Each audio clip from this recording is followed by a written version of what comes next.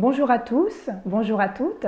Alexandra Borès Mifundou. Je suis psychologue, formatrice, conférencière, chrétienne, épouse, mère de 3 enfants. J'interviens aujourd'hui dans le cadre du Precept Ministry France avec Marjorie Maudieu. Bonjour à tout le monde. Bonjour Alexandra. Bonjour. Je suis très contente de te voir ici avec nous dans ce cadre, dans cette thématique que dit la Bible sur le sexe, au sujet du sexe. C'est important, toi qui es maman, et comment éduquer nos enfants et comment les faire grandir pour nous-mêmes et pour l'avenir afin que nous marchions dans la sanctification. Alors aujourd'hui, on intervient et on s'adresse à des chrétiens, à des hommes, des femmes qui ont accepté Christ comme leur Seigneur et Sauveur et qui ont donc comme fondement les mêmes valeurs que nous, c'est-à-dire que Dieu est le Créateur et que celui qui a créé toutes choses. Mais on peut aussi s'adresser à des personnes qui sont un petit peu oppressées, poussées par la question du sexe, parce que c'est une question qui est vraiment omniprésente dans la société, par cette question de toujours plus, voilà, et qui se pose la question finalement de se dire que moi je suis pas trop en raccord avec ça. Qu'est-ce que dit peut-être d'autres textes, et notamment que dit la Bible au sujet du sexe? Sur cette thématique-là que nous allons travailler ensemble sur plusieurs semaines. Que dit la Bible au sujet du sexe? Ce que dit le créateur, le fondateur de la Bible, pour savoir finalement quelle est l'origine du sexe, qui l'a inventé, pourquoi et quelles en sont les limites. Surtout nos limites aujourd'hui. Comment nous, enfants de Dieu, chrétiens de tous les jours, serviteurs de Dieu, ou non simplement quelqu'un qui veut comprendre les Écritures, qu'est-ce que Dieu dit sur le sexe? Comment nous, on peut rester dans notre corps, marcher dans une sanctification, corps, âme et esprit, dans cette marche, de pouvoir aller de l'avant, non seulement avoir une vie propre, pure, mais aussi connaître la parole de Dieu. Donc dès le départ, quand on va dans la Bible, quand on va au fondement, au niveau des valeurs, du commencement, on voit que l'homme a été créé par Dieu. Donc dans Genèse, au chapitre 1, au verset 27, qu'est-ce que dit la parole? Dieu créa l'homme à son image. Il le créa à l'image de Dieu, et il créa l'homme et la femme. Et le premier commandement que Dieu donne, tout de suite, à l'homme et à la femme, après les avoir bénis, c'est d'être fécond. Au chapitre 1, toujours de Genèse, mais au verset 28, il dit « Dieu les bénit et leur dit « Soyez féconds et multipliez-vous ». Or, il est impossible de répondre à ces commandements sans sexe, sans rapport sexuel, sans relation entre un homme et une femme. Et à ce jour, même des années après, il est toujours impossible de répondre naturellement, biologiquement à ce commandement, précis dans une relation, par exemple, homosexuelle, c'est-à-dire dans une relation où 2 personnes ont le même sexe. Si on revient au départ, on est tous d'accord, on dit que Dieu a créé le monde. On retrouve ça dans la Genèse, dès le premier chapitre, au premier verset. Au commencement, Dieu créa le ciel et la terre. Et tout de suite après, on a une concordance, on a une référence croisée qui dira que c'est toi, Éternel, toi seul qui as fait les cieux des cieux et toute leur armée. La terre et tout ce qui est sur elle, les mers et tout ce qu'elles renferment. Tu donnes la vie à toutes ces choses et l'armée des cieux se prosterne devant toi. La Bible, elle est vraiment là-dessus, elle est claire, elle est précise. C'est Dieu qui créa toutes choses. Et on le voit dans Néhémie, on le voit dans Genèse, on va le continuer de voir dans d'autres textes que Dieu est le créateur de toutes choses sur la terre. Donc Dieu est le créateur et tout ce qu'il crée se nomme ses créatures, à l'image de l'inventeur et de l'invention, du potier et du vase. Dans tous ces cas, c'est le créateur, celui qui a façonné la créature, l'invention, le vase, qui sait pourquoi il l'a fait et qui en connaît le but, mais aussi les limites. Donc plus trivialement, on pourrait parler de mode d'emploi. Donc tout ce qui a été créé depuis le départ, depuis la création et jusqu'à aujourd'hui, a un but, remplit une fonction et a des limites qui lui sont propres. Sans quoi, ça risque peut-être de s'abîmer, de se détériorer, etc. Donc dans la Bible, le Seigneur nous rappelle, et même dès le livre de Job, chapitre 38, verset 4, voilà, que c'est lui le créateur et que finalement on n'a pas à contester pour savoir quels sont les buts, quelles sont les limites. Il dit « Où étais-tu quand je fondais la terre?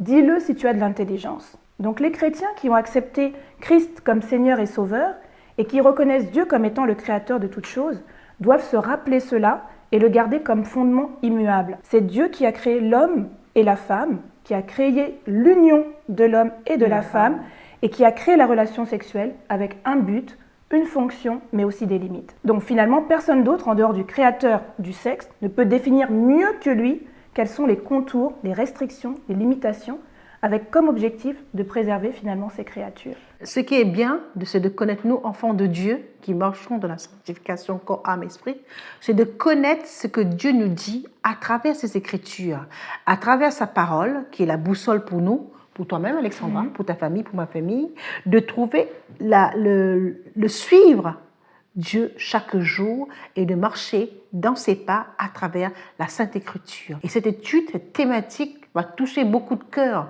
Et c'est notre prière aujourd'hui, c'est notre démarche en tant que dans le ministère, c'est que les gens savent la vérité, connaître la vérité, très jeunes, d'une manière, une fois les connaître la vérité, afin de l'appliquer. Exactement. Et c'est ça la méthode inductive. Hein. Nous sommes dans la méthode inductive, c'est observer le texte, interpréter, et l'appliquer. Connaître la parole de Dieu, c'est aussi de connaître la vérité, c'est de aimer Dieu de tout son cœur, de tout son être et lui être agréable en appliquant dans notre vie chaque jour. Quelqu'un qui marche, un chrétien qui est dans la parole de Dieu et qui marche dans les principes de Dieu, on voit la faveur divine qui l'accompagne. Quelqu'un qui est aujourd'hui dans l'église et qui lutte avec ses combats, avec ses pulsions sexuelles, il faut juste revenir dans la parole et Dieu est fidèle pour t'en délivrer. Amen. Donc si on examine avec plus de précision finalement la création, on sait qu'on sert un Dieu d'ordre, qui fait toutes choses dans l'ordre et non pas dans le désordre. Donc après la création du ciel et de la terre, Dieu créa l'homme en premier.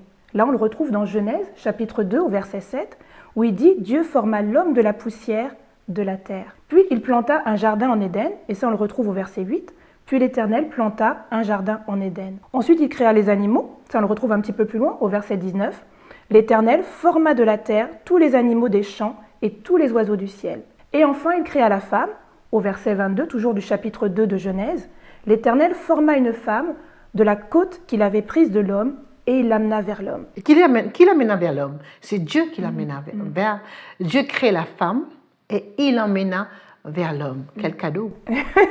Quel beau cadeau pour l'homme! C'est vrai. Dans le jardin d'Éden, donc, lorsque Dieu créa l'homme, il fit une remarque importante. Il n'est pas bon que l'homme soit seul. Est-ce que tu penses que, Alexandra, honnêtement, qu'on analyse le texte, dans le contexte, est-ce que tu vois que l'homme est seul? L'homme n'est pas seul. Il n'est pas seul. Il y a déjà l'Esprit de Dieu, il y a la présence de Dieu, il y a les animaux, il y a toute la création. Toute la créature était là, mais il n'était pas bon pour lui d'être seul. Et pourquoi Dieu a soulevé ce besoin? C'est parce qu'il lui manquait à cet homme, Adam, il lui manquait quelque chose de semblable à lui. Quelque chose à qui on peut discuter, parler, partager. Dans cette union, il y avait tout ce que Dieu avait déjà calculé pour que l'homme soit un homme épanoui. Exactement. Donc finalement, Dieu fit de l'homme un être social, comme tu le disais Marjorie, mais incomplet. L'homme peut faire beaucoup de choses, accomplir de nombreux exploits, mais il a besoin, et ce dès le commencement, d'une aide semblable à lui. Ça, on le retrouve dans Genèse au chapitre 2, verset 18. La femme vient comme une aide vis-à-vis de l'homme. Ça veut dire que l'homme, lui-même, dans sa constitution, il a besoin d'une aide. Et c'est que la femme vient pour complémenter l'homme dans son rôle d'aide. Et on va découvrir encore d'autres rôles que la femme a. Il n'y a pas que l'aide, mais il y a beaucoup d'autres choses que la femme va apporter. Et donc, à ce besoin de complémentarité, après avoir façonné les animaux, Dieu aurait pu créer un autre homme. Non, il a créé la femme. Et on le voit dans Genèse au chapitre 2, verset 22. L'homme, l'Éternel, forma une femme de la côte qu'il avait prise de l'homme et il l'amena vers l'homme. Donc, dès le départ, Dieu a créé la femme pour que l'homme ne soit pas seul, pour qu'il puisse avoir une aide qui lui ressemble, sans être tout à fait identique à lui. Dieu a créé la femme pour qu'elle soit complémentaire à l'homme, sans lui être inférieure. Et dès que l'homme a vu la femme, qu'est-ce qui se passe? Le coup de foudre.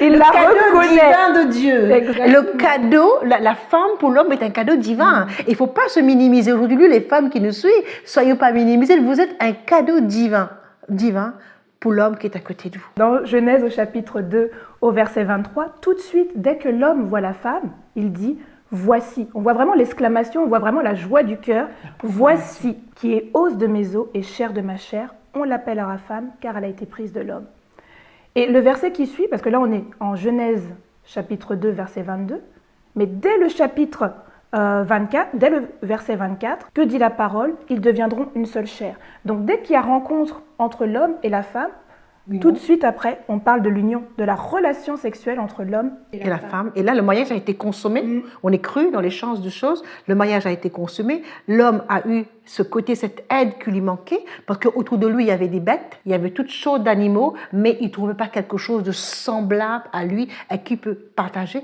qui puisse le comprendre, qui puisse le suivre et qui puisse le soutenir dans tous ces combats. Comme tu as dit tout à l'heure, l'homme avait besoin, et Dieu a bien pointé le doigt sur la précision, c'est qu'il n'est pas bon que l'homme soit seul. Donc le Seigneur, dès le départ, explique comment et pourquoi les hommes et les femmes se lient ensemble. Issus de leur famille réciproque, premièrement, ils quitteront leur père et leur mère. Deuxièmement, ils s'attacheront l'un à l'autre par la relation. Et ensuite, ils s'uniront pour ne devenir qu'une seule chair. Une seule chair. Et aujourd'hui, une seule chair, c'est vraiment une fusion. Moi, je trouve ça, c'est beau quand on cherche la définition dans ce qu'on veut comprendre. C'est s'unir ensemble, c'est devenir un seul être. Ça veut dire que tu as le même pensée, tu as le même cœur. Et quand tu vois dans notre quotidien, la communauté chrétienne qu'on est, les croyants, et quand tu vois que le couple que Dieu a bâti, le couple que Dieu a choisi, quand tu discutes avec le mari, tu vois le langage de la femme. Et quand tu vas rencontrer la femme a le même langage, ils ont la même expression, ils ont la même idéologie, la même marche avec Dieu. Et c'est que Dieu nous appelle à être l'un pour l'autre, l'homme et la femme. Et c'est tellement important aujourd'hui dans nos églises que nous pouvons nous aussi faire ce travail-là sur chacun d'entre nous. Et cette fusion, cette relation sexuelle, comme tu le décrivais tout à l'heure Marjorie, qualifie bien, identifie bien plutôt les personnes concernées. Il est question d'un homme et d'une femme qui ont quitté leurs parents pour créer leur propre foyer dans le cadre du mariage et qui s'unissent physiquement pour ne former qu'une seule chair. Il n'est pas question finalement dans cette feuille de route du Créateur d'une relation entre deux hommes, d'une relation entre deux femmes, d'une relation entre un homme et un animal, entre une femme et un animal. Non, il est vraiment question de deux personnes qui sont compatibles, qui peuvent s'unir dans le mariage et donner par la suite la vie. Et aujourd'hui, et même dans le monde chrétien, ce fondement semble un peu mis de côté, édulcoré, pour répondre aux besoins d'une société qui évolue finalement dans un sens totalement différent. Une société qui accepte l'union libre, l'union civile de deux personnes du même sexe, et qui voudrait finalement que cette union soit acceptée aussi dans le cadre religieux, c'est-à-dire bénie par Dieu. Et là, aujourd'hui, c'est que les chrétiens que nous sommes sur la Bible, ce que Dieu est en train de nous ramener dans les Écritures et nous faire comprendre, c'est que nous devons venir à la parole, à l'essentiel, d'avoir cet ADN en nous, la parole qui est la vérité, la parole qui est vie, qui nous fait comprendre que l'homme et la femme, pour une union, et pour ce cadeau, le sexe, le mariage, et vivre un plein épanouissement. Il ne faut pas oublier que le mariage, non seulement la femme, Dieu a donné à Adam. Adam était heureux de voir sa belle, et elle va dire, c'est l'os de mes os, la chair de ma chair, ce cadeau, et aussi il y a un épanouissement derrière. Il y a une bénédiction qui se suit. On doit rester, pour nous, enfants de Dieu, rester notre identité enfants de Dieu. Ne cherchons pas à droite et à gauche, ni dire que voilà, on va être tolérant, mais rester dans la parole de Dieu quand il est la lumière, il est la vérité et celui qui amène droit au salut. Donc comme tu le disais tout à l'heure, en tant que chrétiens, nous aimons et respectons les individus. Mais nous devons être conscients que le Seigneur, l'Éternel Dieu, a créé toutes choses avec un but, des spécificités et des limites. Le sexe a été créé pour unir un homme et une femme dans le cadre du mariage et toute autre relation n'est pas acceptée par Dieu.